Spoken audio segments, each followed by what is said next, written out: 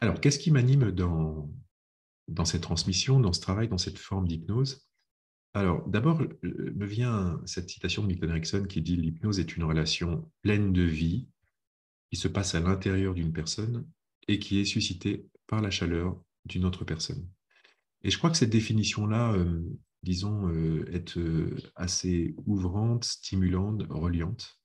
Je crois que c'est la première chose qui me semble importante dans cette transmission de l'hypnose, c'est transporter, transmettre un être au monde, une philosophie, un esprit qui coule dans ce travail et qui coule plus facilement avec la transe, justement.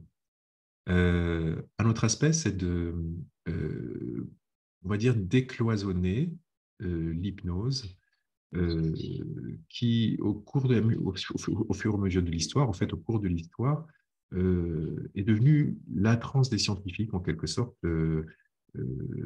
pour laquelle il y a du contrôle, il y a une théorisation ou des théorisations, voilà, il y a des transmissions, il y a un contrôle d'une certaine manière aussi de cette transmission, qui fait que l'hypnose a toute son histoire, a ses spécificités, a complètement ses zones de richesse.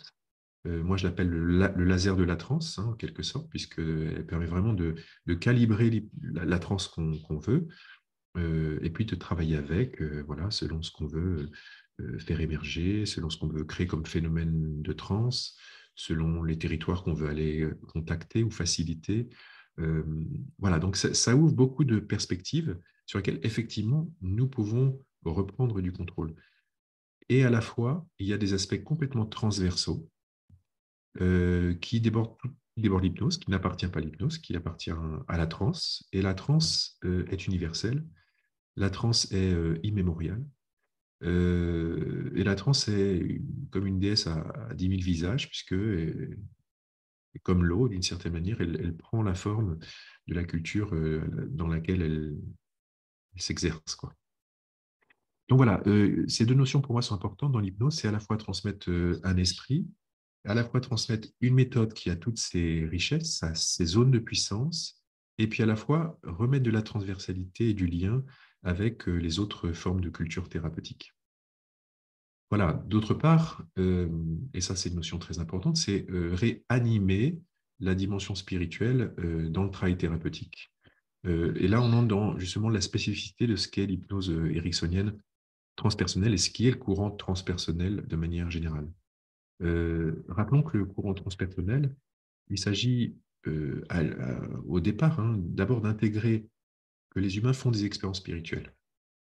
Et ce simple constat empirique, qui a été fait par tout un tas de praticiens on va dire des années 70 au moment de la conception de la psychothérapie transpersonnelle, mais qui avait déjà des prédécesseurs, puisque Jung notait déjà, Carl Gustav Jung notait déjà des dimensions spirituelles dans l'humain. Euh, et, et donc, les praticiens du transpersonnel partent de ce constat que l'homme fait des expériences spirituelles, et donc il faut créer une psychologie qui intègre cette dimension spirituelle. Je pourrais dire, moi, qui la réintègre, puisque ajouter une dimension spirituelle dans l'homme fait partie du regard anthropologique, voilà, de manière universelle, et en Occident, l'Occident moderne, a retiré l'âme. Et du coup, est rentré dans un dualisme corps, corps-esprit, enfin corps-psyché plus exactement, voire un monisme, hein, ça veut dire il n'y a que le corps et la psyché émergent des synapses, hein, en quelque sorte. Donc la psychologie transpersonnelle fait une rupture avec cette conception voilà, dualiste ou moniste de l'humain et repropose finalement une vision ternaire de la psychologie qui réinclut une dimension corporelle, une dimension psychique et une dimension spirituelle. À l'intérieur de l'homme, bien sûr, entre guillemets, hein, et puis à l'extérieur, entre guillemets encore, puisque le monde, si tant est qu'il y a une séparation entre le dedans et le dehors, bah, on peut observer évidemment ces strates du monde aussi à l'extérieur de nous. Voilà, donc l'hypnose ericksonienne transpersonnelle, c'est une hypnothérapie reliée à d'autres formes de pratiques euh, et qui va transpersonnaliser la posture du thérapeute, ses cartographies, bien sûr, mais qui replonge aussi, reporte par exemple, pardon, un regard transpersonnel sur les techniques aussi.